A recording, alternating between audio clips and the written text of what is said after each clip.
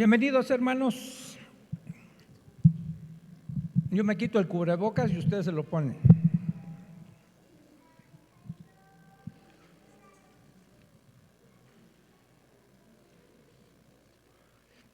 Tenemos dos papelitos aquí, una de petición por Becky, que ha estado un poquito mal. Ahorita oramos por ti, hija. Y un agradecimiento. David y Pris. ¿Pris lo has aguantado 15 años? No, tú a él. 15 años de matrimonio de Pris y David. Felicidades.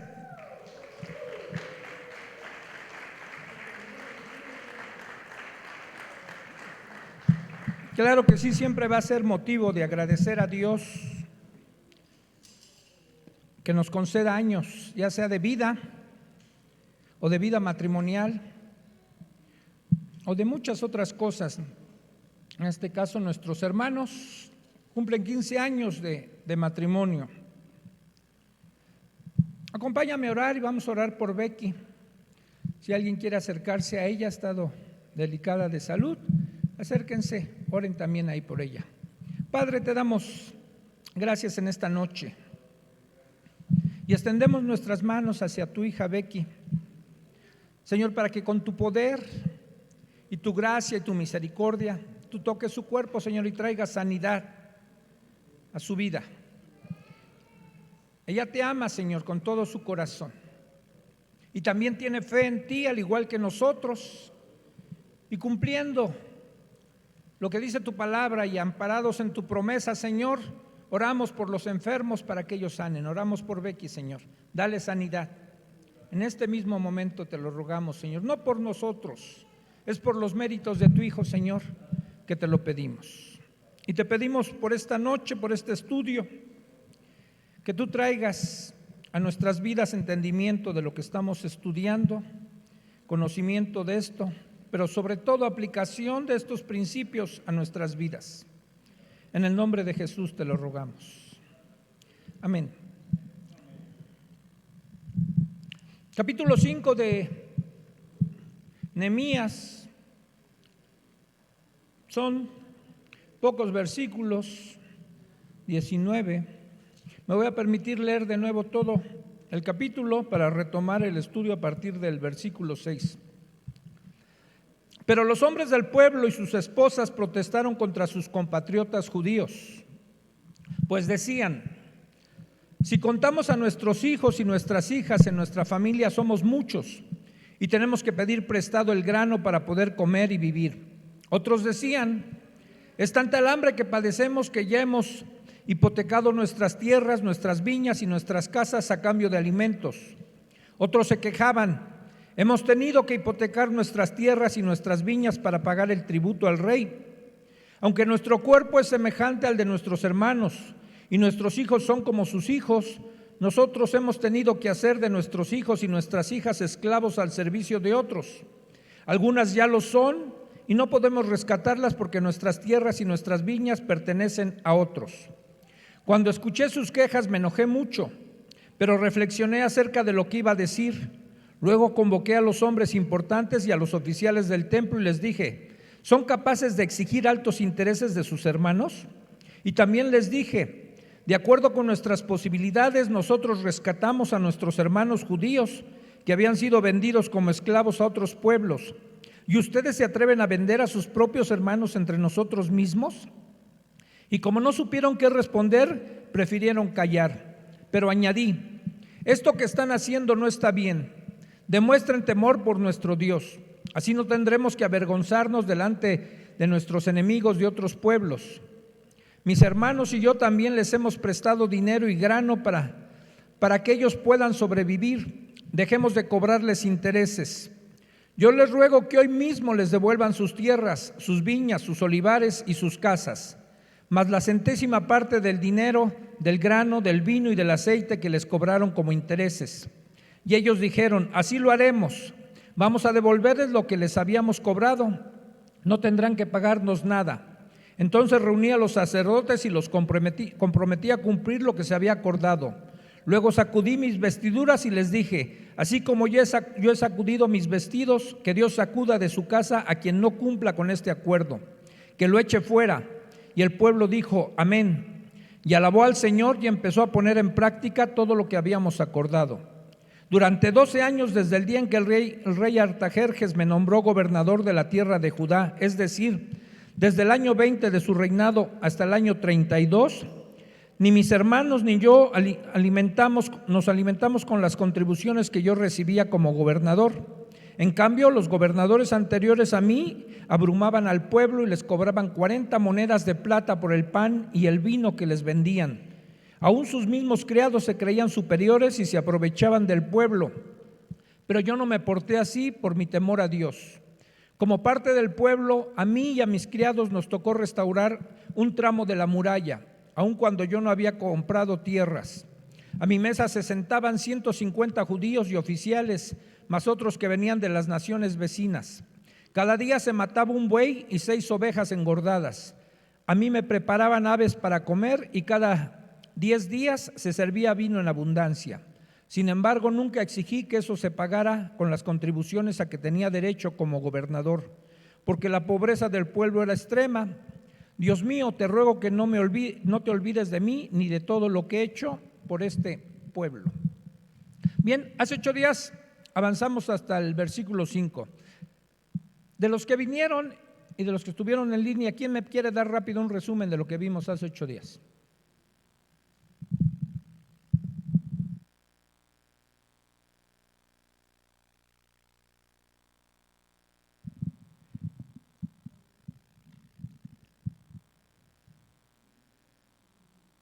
Si no, vuelvo a empezar desde todo el capítulo, hermanos.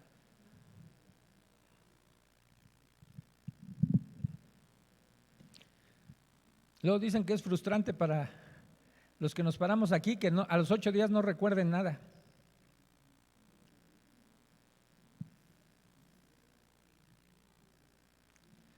¿Nadie? Está bien, yo lo voy a dar.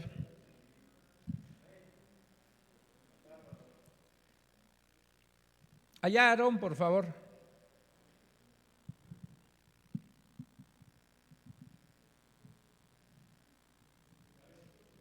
Aarón.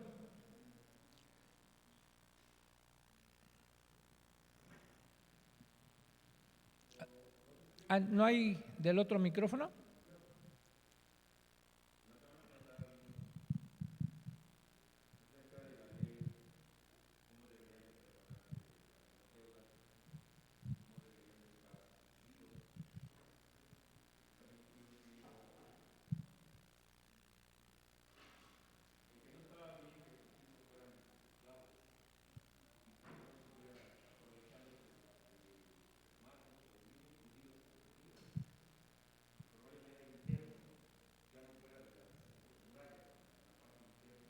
Así es. Gracias. Vimos, nos recordaba Aarón, que el pueblo se presenta ante Nehemías. Más o menos vimos en el capítulo 4 que la construcción de las murallas iba a la mitad, ¿verdad? Estaba hasta la mitad y tenían el propósito de terminar, por supuesto, las murallas a la altura que tenían que estar, pero a la mitad. Entonces ellos tienen que presentar su queja delante de Nehemías, que es el gobernador asignado por el rey de Persia a Jerusalén, y presentan sus quejas porque además él estaba dirigiendo la reconstrucción de las murallas. Y entonces, entre sus quejas que están presentando, vimos que estaban viviendo unos momentos muy difíciles, de mucha necesidad y de mucha pobreza de un sector que era la mayoría de los judíos. Entonces la pobreza había hecho mella en medio del pueblo de Dios, y algunos pocos estaban aprovechándose, que eran los nobles, de la situación que se estaba viviendo. Vimos que había diferentes clases sociales. Vimos que estaban los pobres, que era la mayoría, Los desposeídos estaban los terratenientes, los que poseían tierras, los que se veían forzados aún a pedir prestado, ¿sí?, con intereses altísimos, ¿sí?, y vendían aún a sus hijos como esclavos, ¿no? En un tiempo así, dijimos, los ricos se hacían más ricos y los pobres más pobres, y hoy sigue siendo igual. Los ricos se hacen más ricos y los pobres más pobres. Y entonces hacíamos una pregunta: ¿de qué servía que se terminara la muralla, que la ciudad estuviera protegida, si no estaba protegida desde adentro? Si sus propios compatriotas se estaban aprovechando unos pocos de la gran mayoría y los estaban explotando, los estaban oprimiendo. Entonces vienen todos ellos y presentan sus quejas, todos estos oprimidos, delante de Nehemías. Y dijimos, si algo podía agravar el pecado que estaba sucediendo de este abuso, era que los que oprimían a sus hermanos habían sido ellos mismos en algún momento liberados de la casa de servidumbre en Babilonia. Esto les debería haber obligado con un mayor motivo de gratitud a soltar las cadenas de injusticia de sus hermanos y desatar las correas del yugo, poner en libertad a los oprimidos y romper toda atadura. ¿Eso en qué parte de la Escritura está?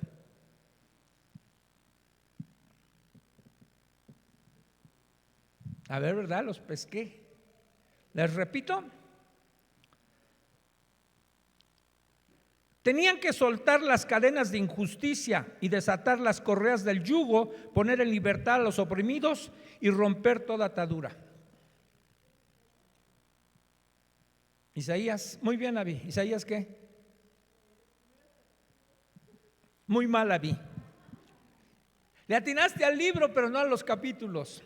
Cuando el Señor habla del verdadero ayuno en el capítulo 58 de Isaías, y les está recriminando al pueblo cómo estaban ayunando, no servía de nada abstenerse de alimentos, mientras por otro lado estaban actuando mal entre ellos mismos, no oprimiendo a otros. Y era lo que estaba sucediendo en este momento aquí.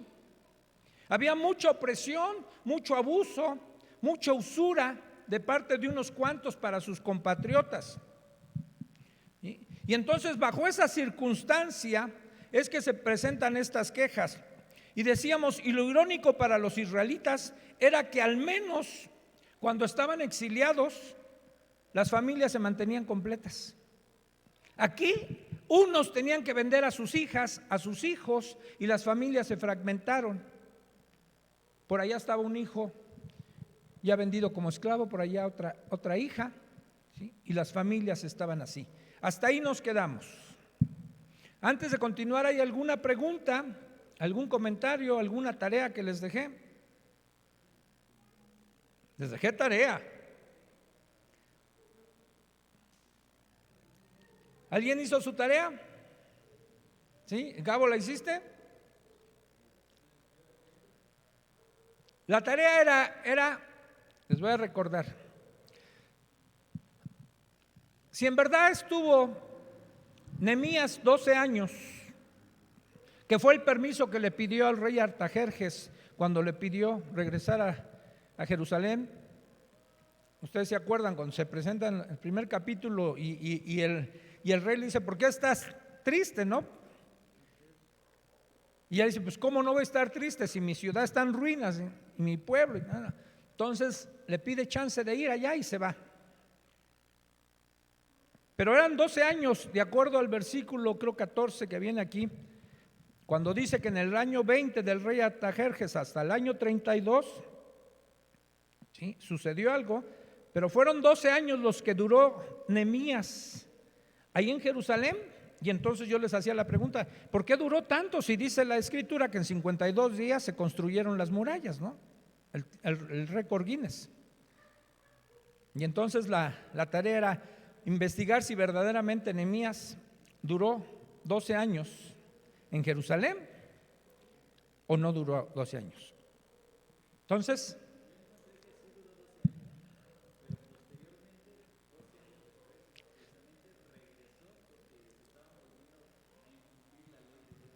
Dice que sí, duraron 12 años. Tómale el rostro tapado. Dice Gabo que sí, descubrió que estuvo 12 años, pero que después regresó a Persia y nuevamente regresó a Jerusalén. Ya cuando regresó ya. Pero ¿en dónde dice? Pues danos un dato bíblico que diga que sí estuvo 12 años.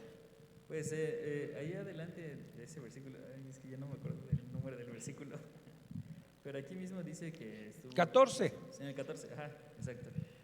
También desde el día de que mandó el rey que fuese gobernador de ellos en la tierra de Judá, desde el año 20 del rey Artajerjes hasta el año 32, 12 años, y ni yo ni mis hermanos comimos del pan del gobernador. Pero bueno, duró esos 12 años, se fue y posteriormente regresó, porque estaba volviendo a incumplir la ley. O sea, ese versículo parece ser que nos dice que estuvo 12 años. Más bien habla de 12 años que en ese tiempo ni él ni sus hermanos comieron, digamos, del salario que le correspondía como gobernador. No comieron de ahí. Y bueno, también en cuanto a, por ejemplo, a lo que decía de que vendían a sus hijas, incluso decía que si algunos que habían comprado a sus hijas o bueno, tomado como pago a sus hijas, las obligaban a casarse con sus hijos, ellos ya no podían irse de esas casas. Además también que el impuesto que se les cobraba a los otros judíos pobres era aproximadamente del 40 o del 50% de interés sobre lo que se les prestaba. Peor que Copper. Gracias, Gabo. Bien. Algunos comentaristas creen que no fueron los 12 años que estuvo Nehemías ahí en Jerusalén. No ponen una fecha exacta, ¿sí? Pero y sí es cierto el dato, regresó a Babilonia y volvió a regresar a Jerusalén. Pero no hay una fecha exacta. Se basan muchos en este versículo 14 en decir que estuvo 12 años. Pero a veces un permiso de 12 años de un puesto como el que tenía Nehemías solo podría ser por la gracia que Dios le diera delante del rey, ¿no? Que la tenía. Pero no se habla de que alguien supliera a Nehemías en ese puesto, sino que él regresó a retomar su puesto a Babilonia, ¿no? Pero ahí queda. Bueno, ahora vamos a partir del verso 6 a estudiar, porque aquí vamos a ver la respuesta o la solución que Nehemías da a las quejas que están presentando todos los judíos que llevaron delante de él. Y dice el verso 6: cuando escuché sus quejas, me enojé mucho. Y es que mira, para nosotros como hijos de Dios y aún a los que no sean hijos de Dios, la injusticia nos debe de indignar. No sé si tú te indignas con la injusticia que se ve, sobre todo con la gente pobre.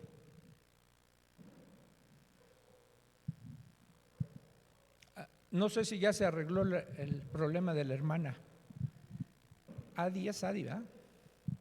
¿Ya se arregló? Una hermana que ha venido algunas ocasiones aquí, vecina de Lalo y Sharon. Por favor, hermanos, no acepten créditos. A mí me dan ganas de decirle a la gente que está fuera de las clínicas del seguro, repartiendo tarjetitas para los pensionados. Dice, necesita un préstamo, mira, aquí le ayudamos. No te están ayudando, te van a robar toda tu pensión. La hermana Adi aceptó un préstamo de una institución de esas, un préstamo, pero te lo prestan dando tu número de cuenta donde te depositan tu pensión.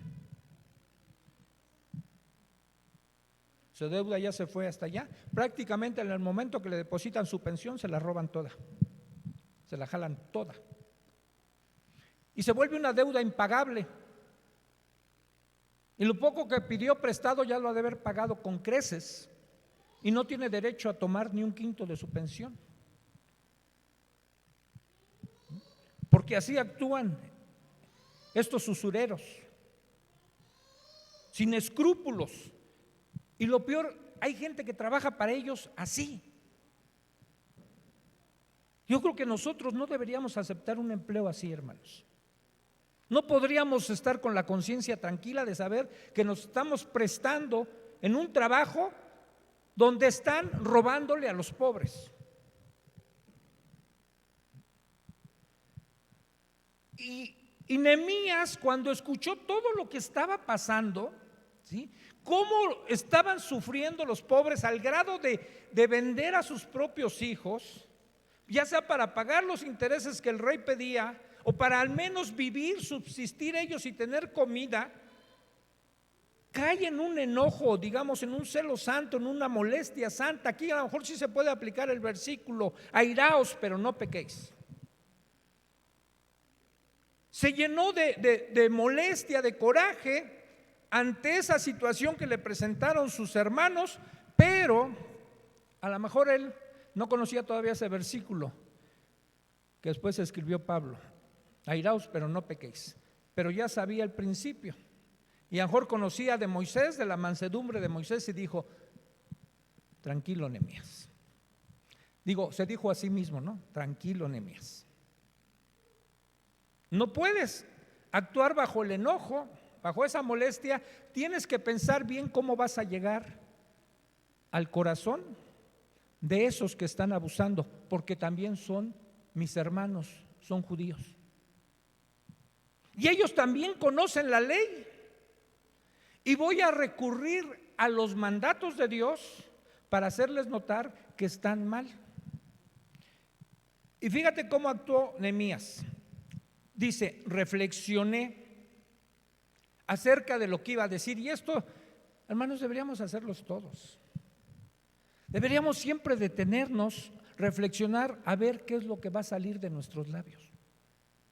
No ser impulsivos y dejar que el enojo, la molestia que tengamos en ese momento sea la que hable, aunque parezca justificada y aunque esa molestia sea una indignación real por algo que está siendo, ¿sí?, injusto. Nosotros también podemos actuar de manera injusta si nos dejamos llevar por nuestros impulsos. Así que Nehemías reflexiona lo que iba a decir, y una vez que reflexionó, que tuvo un tiempo para reflexionar, convoca una asamblea. Una buena forma de calmar los ánimos es que antes de que vayas a actuar, ponte a orar.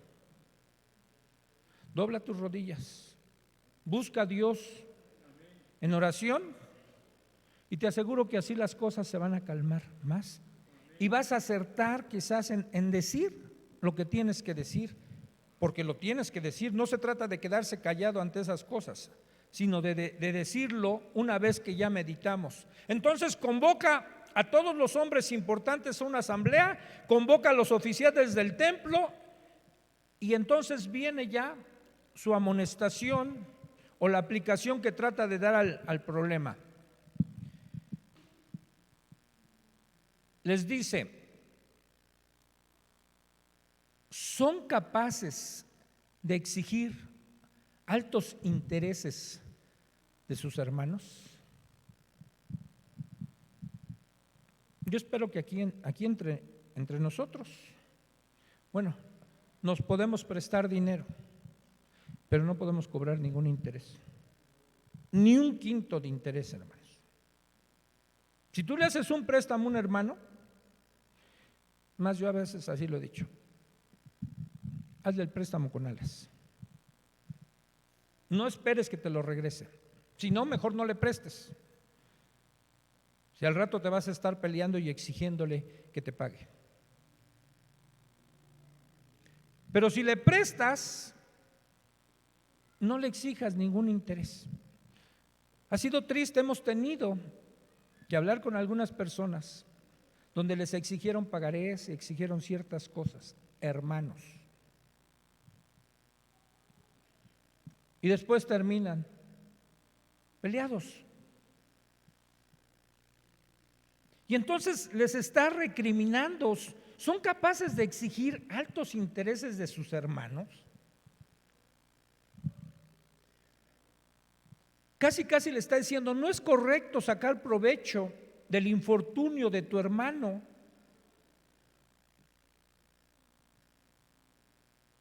No es correcto, hermanos, hacer ese tipo de cosas.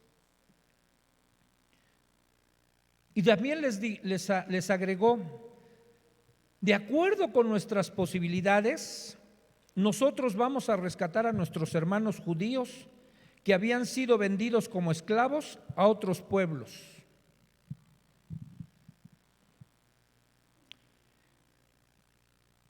Fíjate, antes Nehemías ya había hecho una labor de rescatar, porque ustedes saben, de acuerdo a la ley, decía que si alguien que llegaba a una pobreza extrema podía venderse como esclavo a un compatriota. Pero la ley decía que al 7º año, ¿sí?, entonces esa persona iba a salir libre aunque tuviera una deuda. Ya no podía seguirlo manteniendo como esclavo.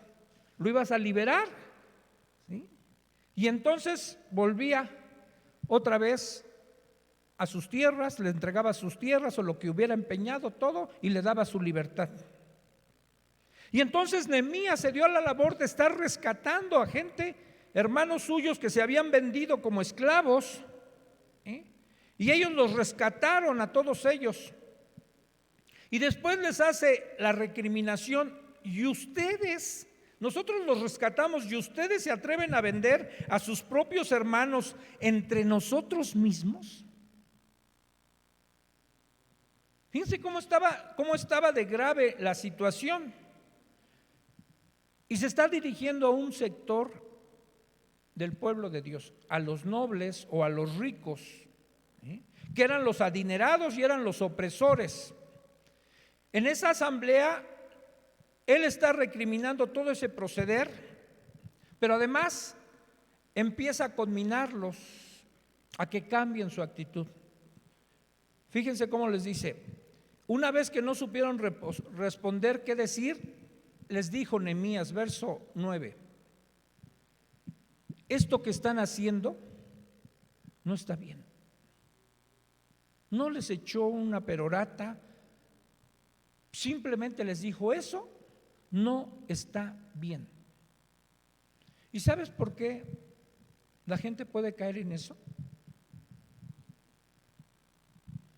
Entre nosotros, ¿por qué podemos tener problemas? Y no de este tipo, pero otro tipo de problemas. Porque perdemos el temor a Dios. Dejamos de ver a Dios de la forma en que tenemos que verlo, porque si algo Dios va a defender es a los pobres, a los huérfanos, a las viudas. Dios está muy interesado en ese sector de gente. Y si nosotros oprimimos a alguien, lo maltratamos, no lo tratamos con respeto, hacemos lo que dice Santiago y vemos a alguien pobre y le decimos: tú ve y siéntate por allá. Y a alguien rico le buscamos un lugar así de privilegio: tú aquí, mira. Estamos haciendo diferencia. Y eso es lastimar. Tenemos que tratar a todos igual, y si se puede, mejor a los pobres.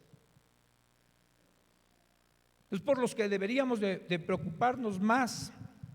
Y entonces le está recriminando su poder y los está llevando a que razonen ellos junto con Nehemías ese proceder que están teniendo. Porque fíjense, la espiral descendente en la que podemos caer en nuestra mala actitud puede empezar con algo muy sencillo, pero entonces la conciencia se va cauterizando. Y lo que hicimos en un principio, que el Espíritu nos redarguye con el pasar del tiempo, ¿sí?, parece que no nos va interesando ese tipo de cosas. Entonces necesitamos también razonar con la gente, que es lo que hizo Nehemías. Razonó con la gente y le está pidiendo: demuestren su temor por nuestro Dios. Así no tendremos que avergonzarnos delante de nuestros enemigos de otros pueblos, porque miren, los demás estaban viendo al pueblo de Dios. ¿Se acuerdan quiénes eran los que se estaban oponiendo a la reconstrucción? Desde Esdras. ¿Y quiénes eran Sanbalat y Tobías? ¿De dónde eran? Y Samaria ya era otro pueblo. Y los demás estaban viendo al pueblo de Dios a ver si se comportaban como tal, porque los samaritanos de alguna manera conocían la ley de Dios, eran medio judíos. Y entonces deshonramos el hombre de Dios, de Dios, igual nosotros. ¿Qué crees? La gente nos observa. Cuando tú ya dices que eres creyente, sea en tu trabajo, con tu familia, y espero que lo digas, ¿no? Que no seas de la secreta, en la escuela, en donde te desenvuelvas, los ojos de la gente están sobre ti. Vas a ser blanco de ellos, te van a estar observando.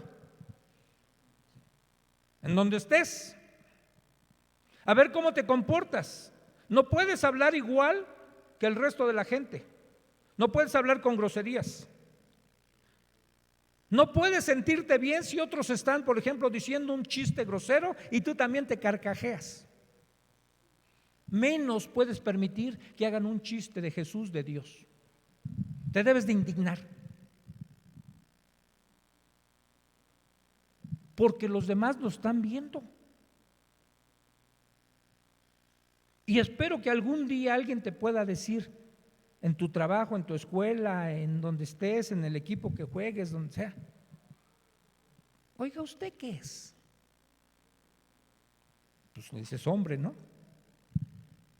No, me refiero, ¿usted qué es? Porque como que es diferente a todos los demás. Yo lo he observado. Yo veo que usted no dice groserías, por ejemplo. Usted nunca jala, ¿sí?, con el resto de la palomilla que se va los viernes saliendo de la oficina, se va a un bar, se va a una disco. Cuando ha habido una comida de fin de año, usted es bien mesurado, come un ratito y se va. No se queda al reventón de todo lo que sigue después. Oiga, yo veo que usted trata con una forma tan especial a su esposa, con cariño, ¿sí? La respeta, no se le van los ojos con otra que va pasando a su lado. Nada más digo, ¿no?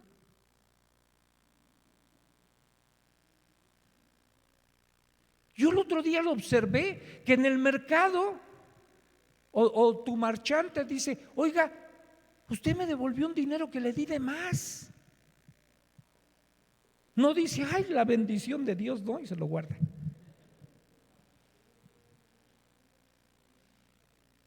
Todas esas cosas la gente nos está viendo.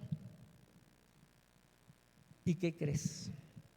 Tú puedes alejar a la gente del Señor o la puedes atraer al Señor.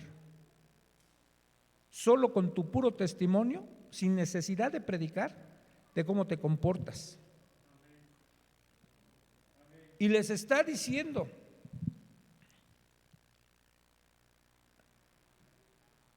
no tendremos que avergonzarnos delante de nuestros enemigos de otros pueblos. ¿Tú tienes enemigos? ¿Sí tienes enemigos? No me espanten, hermanos. Si eres creyente vas a tener enemigos. Eso es lo que dijo Jesús. Si a mí me persiguieron, ustedes también. Un verdadero creyente en muchos lados no va a ser bienvenido. Nos convertimos en aguafiestas de los demás. Nos van a criticar, nos van a señalar, pero ojalá nos señalen porque vean una conducta recta en nosotros y nos critiquen y nos juzguen por eso, a que nos estén señalando porque estamos cayendo en lo mismo que cae la gente del mundo, ¿no? Para que no avergoncemos o no nos avergoncemos delante de nuestros enemigos. Acá para cámara y micrófono con Aarón, por favor.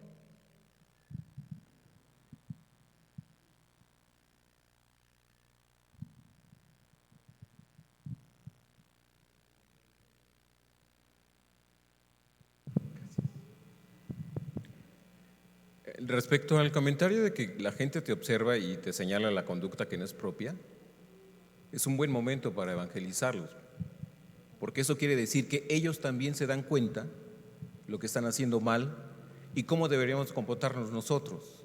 Se dan cuenta que cuál debería ser el comportamiento de ellos comparado con el nuestro. Y bien entienden, sin necesidad de que se les diga otra cosa, sino por revelación del Señor y porque está plasmado en toda la creación del Señor, que Dios existe. Y no hay forma de que se puedan escapar de decir no creo en Dios, porque bien que tienen el parámetro de lo que es bueno y es malo. Sí, digamos, ese sería el colofón, nada más de invitarlos, porque ya los atrajimos con nuestra forma de proceder. Ojalá nos pueda suceder, a mí, a todos, a mí me han sucedido con 2 personas nada más que me han dicho: yo quiero ir donde tú vas porque yo quiero ser como tú eres. Pero ojalá nos sucediera con muchísima más gente, ¿no? Que ellos se puedan dar cuenta que hay algo diferente en nosotros. Ayer les decían en Acueducto lo que decía San Agustín. Él decía: es necesario estar predicando todo el tiempo y de vez en cuando hablar. Entonces nuestra vida tiene que ser una prédica, un mensaje andando, tiene que ser nuestra vida, para que la gente voltee hacia Dios y no que nosotros tengamos que avergonzarnos porque no estamos siendo un buen testimonio para los demás. Y era lo que estaba sucediendo, ¿no? Los demás pueblos estaban viendo lo que estaban haciendo entre los propios judíos y de seguro los señalaban, los juzgaban y quizás les señalaban: ni siquiera pueden respetar lo que Dios les está mandando. Dice el verso 10: mis hermanos y yo también les hemos prestado dinero y grano para que ellos puedan sobrevivir. Fíjense, el buen líder pone ejemplo. Al final del capítulo pareciera ser que Nehemías está queriéndole decir a Dios: mira, todo esto que he hecho, pues como que me lo tienes que reconocer, ¿no? Pero no es en ese sentido, sino más bien él está apelando a la gracia y la misericordia de Dios en función sí de lo que ha hecho, pero no por méritos propios, sino porque espera su favor. Dice, él había dado de su propio dinero, había prestado, había enseñado a la gente cómo tenían que hacer las cosas. Sí, no vas a negar ayudar a alguien, préstale, pero no vas a cobrar ni un quinto de intereses, nada. ¿Sí? Y entonces ahí es cuando les dice: ustedes dejen de cobrar intereses. Si Dios les ha dado gracia, les ha dado la oportunidad de tener más que otros, no es para su propio provecho, es nada más como administradores de Dios para ayudar a más gente. Así que estos que estaban oprimiendo, lo que está queriendo hacer Nehemías es despertarles la conciencia cauterizada que ya tenían, hacerles entender su mal proceder, ¿sí? Y lo estaban haciendo con sus hermanos, que reconocieran que oprimían a sus hermanos y que ellos mismos ya habían sido rescatados antes y que tenían que dar lo mismo que habían recibido. ¿Qué dice la Escritura? ¿De gracia recibiste? Da de gracia. O sea, tenemos que dar lo mismo que recibimos. Y ellos habían sido rescatados por sus propios hermanos y no era posible que estuvieran actuando de esa manera, que ahora ellos estuvieran vendiendo a sus propios hermanos. Les hace ver que era un gran pecado estarlos oprimiendo de esa manera. Era además un oprobio en su condición de israelitas. Y entonces no solo los urge a dejar de oprimir a sus hermanos, sino algo importante. Ahora restituye el daño que les has causado. Fíjense lo que les va a decir. Yo les ruego, dice el verso 11, yo les ruego, y me encanta la manera en que lo hace Nehemías, ¿sí?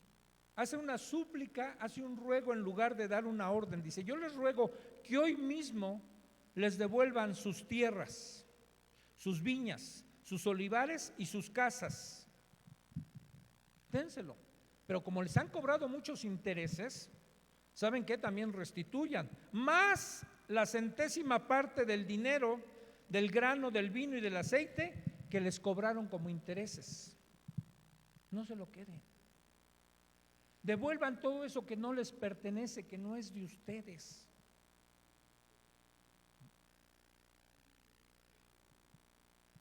¿Y cuál era la finalidad que tenía Dios con este proceder en su pueblo? Bueno, ya lo vimos la semana pasada, ahí en Levítico. Que nadie del pueblo fuera pobre. Que todos de alguna manera conservaran su heredad, se ayudaran entre ellos y que no hubiera pobres en medio del pueblo de Israel en ese entonces, en este momento ya de los judíos. Entonces los urge a esto, a que también restituyan todo lo que han adquirido de mala manera, ¿sí? Y les da una promesa a ellos al restituir todo esto, ¿no? Les dice que se comprometan, y para sellar, digamos, para sellar este compromiso que están haciendo, bueno, quiere tener unos testigos. Trae delante de ellos a los sacerdotes, una vez que ellos dicen en el verso 12, sí, Nehemías, lo vamos a hacer como tú nos estás diciendo, vamos a devolverles lo que les hemos cobrado, no tendrán que pagarnos ya nada.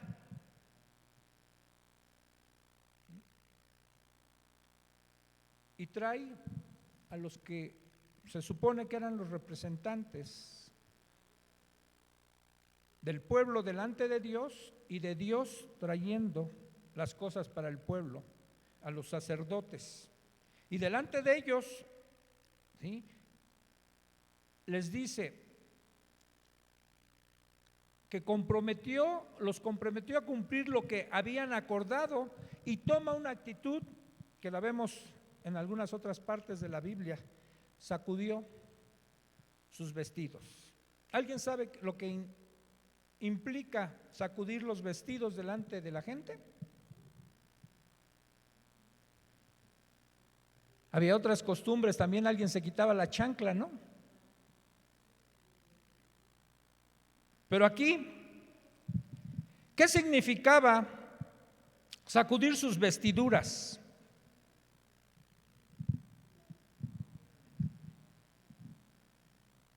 Para que a partir de hoy nosotros sacudamos nuestras vestiduras.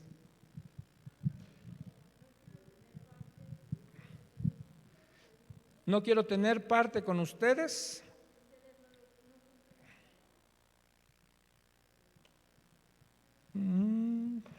Más o menos. Alguien ayúdele a Abby.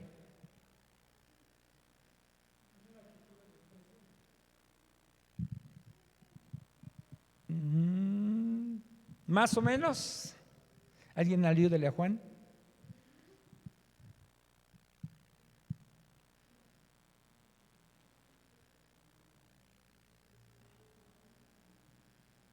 Fíjense, a ver, Pónganme Hechos 18:6, por favor.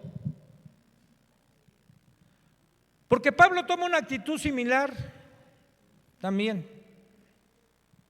Sí, cuando está con los hermanos en Corintio. Y les dice Pablo, pero oponiéndose y blasfemando estos con los que está hablando en Corinto, les dijo, sacudiéndose los vestidos, vuestra sangre sea sobre vuestra propia cabeza, yo limpio, desde ahora me iré a los gentiles. O sea, no quisieron recibir su mensaje los judíos en Corinto. Y entonces sacude sus vestidos, dice, yo ahora limpio de la sangre de ustedes, me voy a los gentiles. Como el Poncio Pilatos, más o menos. Pero miren, sí.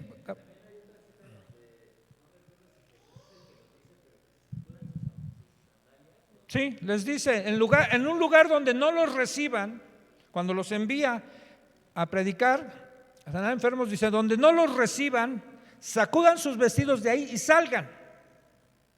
Les dice Jesús también. Bueno, esto va un poquito más allá. Implicaba hasta una maldición para esa gente. No solo ya no querer tener nada que ver con ellos, sino quedaban malditos aquellas personas ante quienes se tomaba ese acto de sacudir los vestidos. Entonces, a lo que está aquí apelando también Nehemías, ¿sí? Es esa misma actitud donde él les dice, una vez que reúne a los sacerdotes y que les compromete a cumplir lo que han acordado, dice, sacudo mis vestidos, como diciéndoles, si ustedes no cumplen su parte, lo que ya acordamos, van a quedar malditos.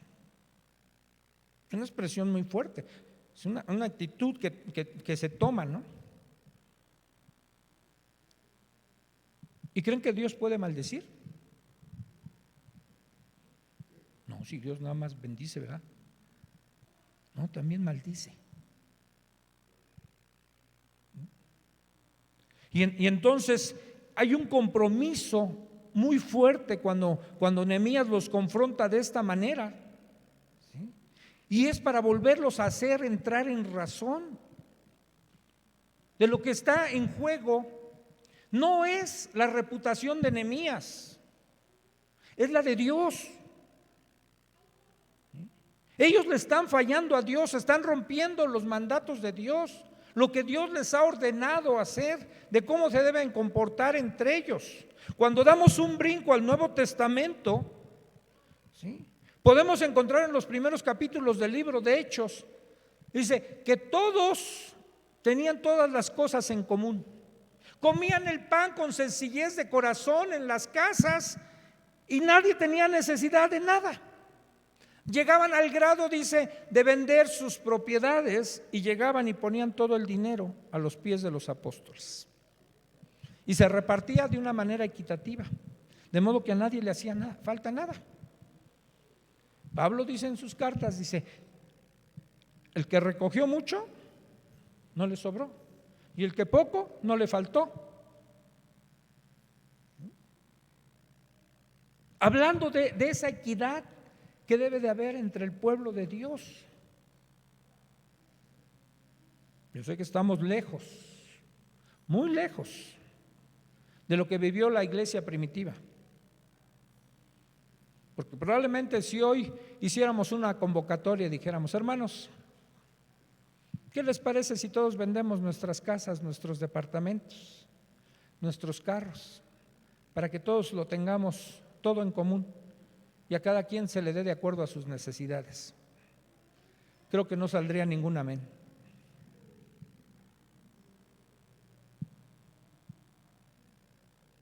Pero ya la gente lo estaba haciendo. ¿Y saben qué pasó? Cuando una pareja quiso engañar y dijo, yo también le entro porque no me quiero quedar atrás de estos, pero sustrajeron una parte de lo vendido y quisieron engañar y mintieron al Espíritu Santo, cayeron muertos. ¿Por qué hoy no pasa eso? ¿Por qué hoy no caemos muertos aquí en la congregación? ¿Por qué no tenemos un ministerio de unos muchachos que saquen a los que caigan muertos y los lleven a enterrar? Sí, porque así fue en Hechos 5, ¿no? Ya unos muchachos sacaron al Ananías y luego sacaron a la Zafira. Y a los dos los llevaron a enterrar.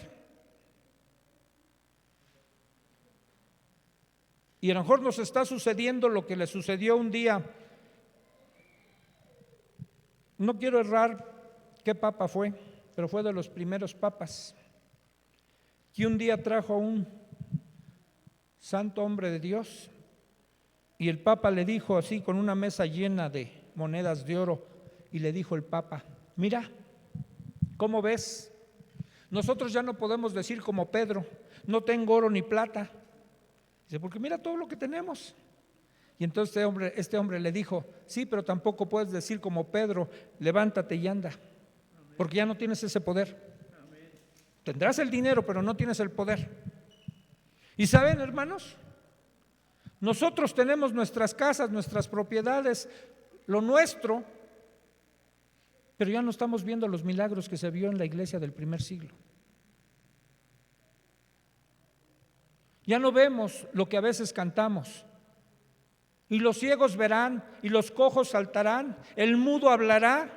Nada más lo cantamos, pero no lo vemos, porque nos hemos quedado cortos en nuestra generosidad, porque retenemos mucho de las cosas, y si no lo hacemos aquí, a lo mejor lo hacemos por allá. De alguna manera buscamos cierta trampa. A ver, ¿cuánto le empiezas tú a rebajar al que te está vendiendo algo, un artículo, sobre todo por ejemplo en el tianguis?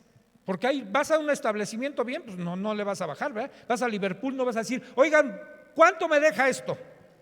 No regateas, pero en el tianguis, que es gente más pobre, ahí le empezamos a regatear, ¿no? Está re caro. O el que vende en el cruce de una esquina, déjemelo más barato, ¿no?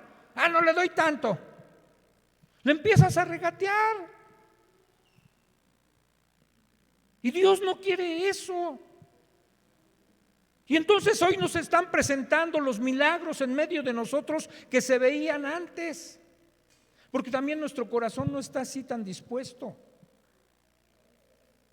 Somos demasiado codiciosos, retenemos muchas cosas para nosotros. Fíjate, dice la Escritura en Filipenses: sean conocidas delante de Dios vuestras peticiones. Ahora te voy a hacer un examen, pero háztelo tú, no me vas a responder a mí. Cuando oras, ¿cuáles son tus peticiones? Porque dice, sean conocidas tus peticiones delante de Dios. Cuando oras, ¿cuáles son tus peticiones? Si balconeo a alguien, no se preocupen, no va a decir quién es. Pero generalmente decimos, Señor, guárdame, guarda a mi esposa, guarda a mis hijos, guarda a mis nietos, ¿sí? Cuídame, protégeme. Y pensamos nada más en los nuestros.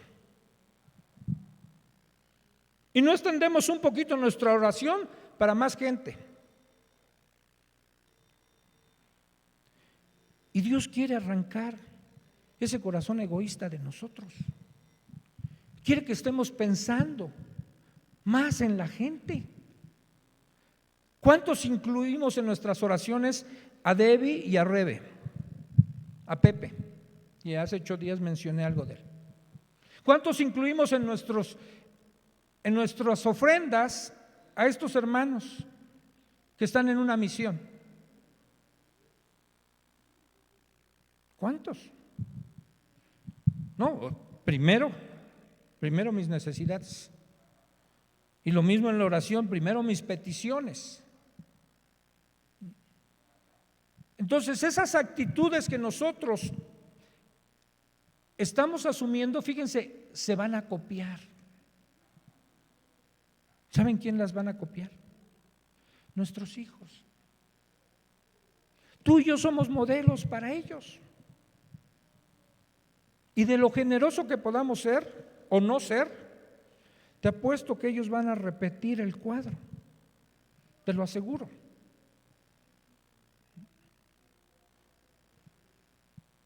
¿Qué haces? Decía hace 8 días. Por ejemplo, de repente estás comiendo y a veces llegan mucho, cuando uno está comiendo, bueno, en ciertos lugares donde yo voy, llegan a vender a veces unas obleas, unos chocolates, gente pobre, y te ofrece. ¿Cuántas veces les compras? Hermano, es que a mí no me gusta el chocolate. A veces hasta parece que son molestos, ¿verdad? Ahí está uno comiendo y no dejan ni comer a gusto. Es gente pobre. O hay gente que se pone a veces afuera de un local de comida con su guitarra y empieza a cantar para ganarse una moneda. También los hay, porque el otro día, yendo al mercado con mi esposa, con mi marchante de la carne, no, con el del pollo, ¿verdad? Fue el del pollo, con mi marchante del pollo. Salió la plática entre él y nosotros y nos dice: hay un muchacho al que yo siempre le doy dinero en el cruce de Plutarco y Churubusco, que está ofreciéndose a limpiarte tu espejito nada más, pero camina así. Me dice: ¿qué cree, patrón? Así me dice el del pollo, ¿verdad, patrón? Jefe, ese muchacho diario viene aquí a mi negocio, dice, en las tardes, a cambiarme monedas entre 400 y 500 pesos diario. Dice, viene bien, dice, no viene así, todo chueco, camina re bien, no tiene nada, se hace. Digo, pues le sale muy bien.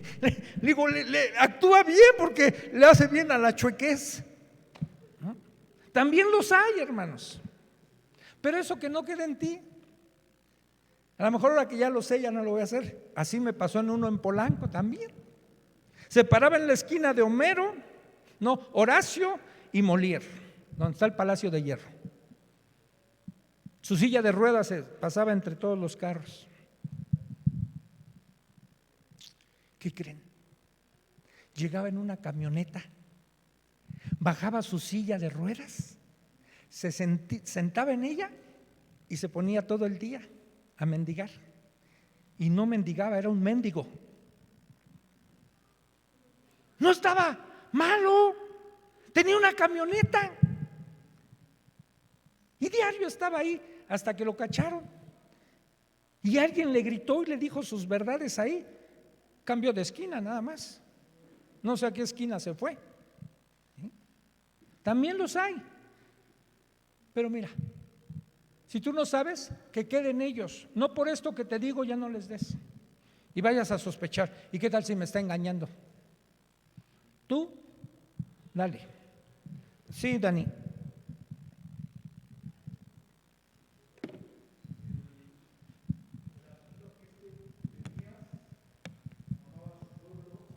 Ay, espérate porque quieren tomar tu rostro.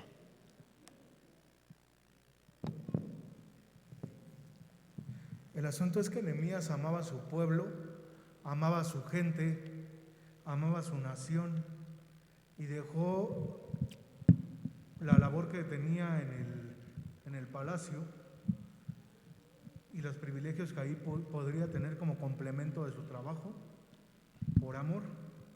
Sí, y el ordenar todas esas situaciones las hacía por amor, porque era un hombre generoso, un hombre que se daba a los demás.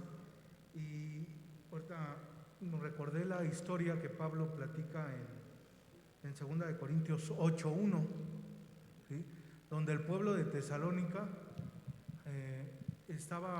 Macedonia estaba siendo afligido porque vivían en constante tribulación. Dice Pablo: asimismo, hermanos, os hacemos saber la gracia que Dios ha dado a las iglesias de Macedonia, que en gran prueba de tribulación la abundancia de su gozo y su profunda pobreza abundaron en riquezas de su generosidad, pues doy testimonio de que con agrado han dado conforme a sus fuerzas y aún más allá de sus fuerzas, pidiéndonos con muchos ruegos que le concediéramos el privilegio de participar en este servicio para los santos, y no como lo esperábamos, sino que asimismo se dieron primeramente al Señor y luego a nosotros por la voluntad de Dios, de manera, pero aquí cabe destacar que ellos lo veían como un privilegio. Nehemías no veía esta labor como una carga, ni por orden lo veía como una carga para él, lo veía como un privilegio, ¿sí? El tema es que nosotros muchas veces pensamos primero lo que tenemos que cubrir para después ofrendar, o inclusive me voy más allá, para después diezmar, ¿sí? Y yo creo que si en verdad amamos la iglesia, amamos a nuestros hermanos, o decimos amar, debiéramos de ver eso como un privilegio antes de todas las cosas, antes de considerar todo lo demás. Y yo creo que también tiene que ver mucho con la fe, de entender que Dios nos va a prosperar, aunque nosotros digamos es que no me va a alcanzar, si ofrendo o si diezmo no me va a alcanzar, precisamente por eso no te alcanza. O sea, lo deberíamos de ver como un privilegio, ¿no? Más que como una carga. Gracias, Dani. ¿Te has dado cuenta que el que más da, más tiene? ¿Has observado a alguna gente generosa y tiene más? Es que así es Dios. Él da al que da a los pobres.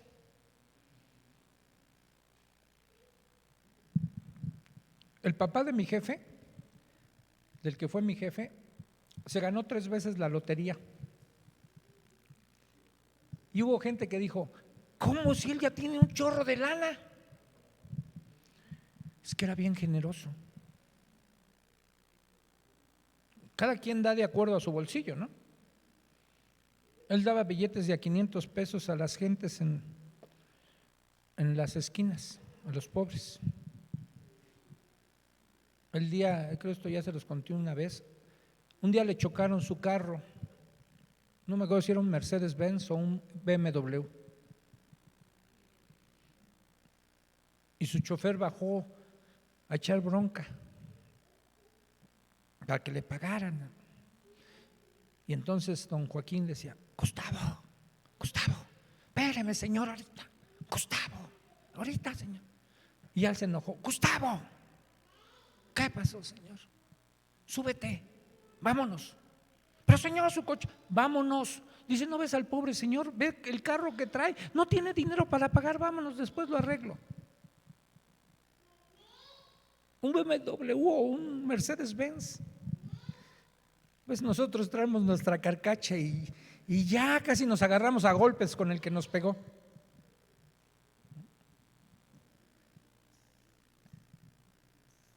Y fíjense, con este pasaje que leía Dani de 2 de Corintios, está hablando de un pueblo, quizás más pobres que los que estaban en Jerusalén, a los que se estaba levantando una colecta porque había una hambruna allá. Y ellos le suplicaron a Pablo que les diera chance de participar en la ofrenda que se estaba levantando para ellos. No hay alguien que sea tan pobre de que no pueda ayudar a alguien más que tenga necesidad. Porque si también alguien es pobre, créame que también puede ayudar. Ahí está el ejemplo de los macedonios. ¿Cuál es la clave? El versículo que leí, yo creo que es el 8. Primero se dieron al Señor. Cuando nosotros nos damos a Dios, verdaderamente Él es el que nos va a mover a todas las cosas. Cuando vivimos lo que cantamos, decimos: enamórame más de ti, Señor. Te entrego todos mis sueños, no te entrego mis planes, te entrego todo lo mío. Y una vez que se cumple eso en nosotros, es fácil seguir las direcciones de Dios. De repente Dios te va a decir: dale a fulano, a mengano, a perengana, dale, y que no sepa tu mano derecha lo que hizo la izquierda. Vamos para la próxima semana, a terminar de ver el resto del capítulo, lo que es el ejemplo de Nehemías. No que se esté queriendo vanagloriar, pero él se pone como ejemplo de lo que hizo él mismo, para estimular a otros. Porque fíjate, cuando tú eres generoso puedes estimular a otros a hacerlo también.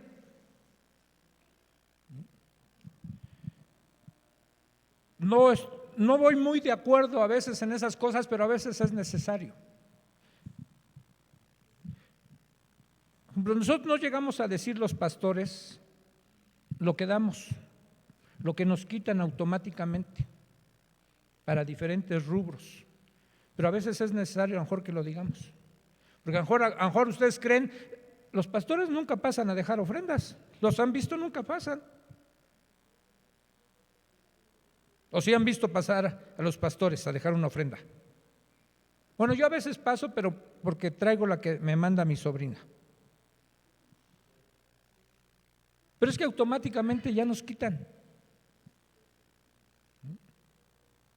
diezmos, ofrendas, misiones. Entonces nos quitan, ya los Beto tiene unos porcentajes y ya nos va a quitar. Pero les puedo asegurar, porque en muchos lugares, no tanto a lo mejor como manipulación, sino como un estímulo a que den, a veces el líder tiene que empezar a decir, miren, yo aporto esto, para que otros se animen. ¿Qué es lo que vamos a ver que hizo Nehemías? Como que empieza a decir lo que él ha hecho, cómo ha asumido a su propio cargo, ¿sí?, la alimentación de mucha gente, ¿sí?, cómo se ha puesto él a trabajar, porque decíamos en una ocasión anterior, pareciera ser que Nehemías nada más estaba dirigiendo, ¿verdad?, la obra. No, también se puso a chambear con su familia, a levantar una parte del muro, también metió las manos. Y entonces es lo que vamos a ver dentro de 8 días para cerrar el capítulo, ¿sí? Antes de irnos, ¿alguna pregunta, algún comentario? ¿Nada? Bueno, ¿se ven el domingo? Ahora no digo nos vemos el domingo. Bueno, sí, yo llego a orar. Si quieren nos vemos el domingo en la oración, ¿sí? Y ya después de aquí me voy a Acueducto. El próximo día 5 de septiembre va a haber una reunión en Acueducto de 3 iglesias.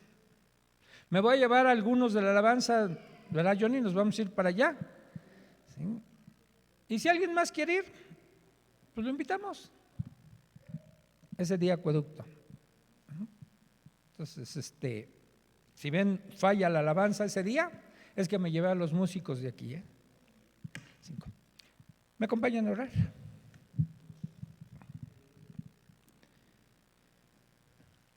Padre, te damos gracias, Señor, y te pedimos que despiertes la conciencia de cada uno de nosotros. Así como tú querías en la antigüedad que tu pueblo se diferenciara del resto de los demás pueblos por su forma de conducirse, hoy también quieres que tu iglesia sea diferente a la corriente de este mundo que vive en egoísmo, Señor, que vive para su propio provecho, que solo piensan en ellos mismos. Que no sea así en medio de nosotros.